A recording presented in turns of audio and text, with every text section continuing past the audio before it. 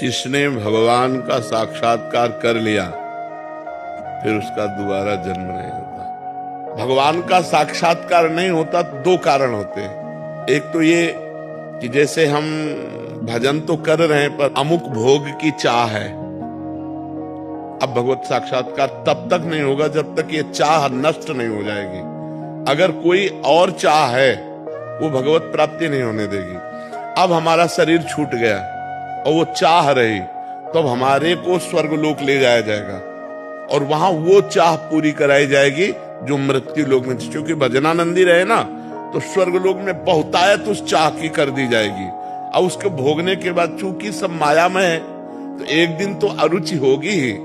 जैसे खीर प्रिय है लेकिन कटोरी दो कटोरी तो आपको अरुचि हो जाएगी ना बराबर। तो जब उसको भोगों की जो चाह थी वो अरुचि हो जाएगी तब यहाँ उसका जन्म होगा।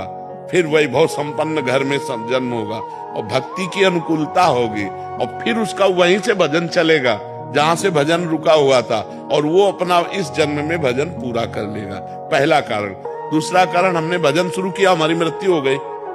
कोई चाह नहीं है, भगवान की चाह है, पर हमने भजन शुरू किया, अब हमारी आयु खत्म हो गई, मृत्यु हो गई, अभी भगवत साक्षात्कार हुआ नहीं, तो उसको सीधे योगियों के कुल में जन्म, उसे स्वर्ग आदि लोक नहीं ले जाया जाएगा, सीधे योगियों के कुल में उसका जन्म होगा, भजनानंदियों के कुल में, और वहीं से भजन होकर वो पूरा हो जाएगा।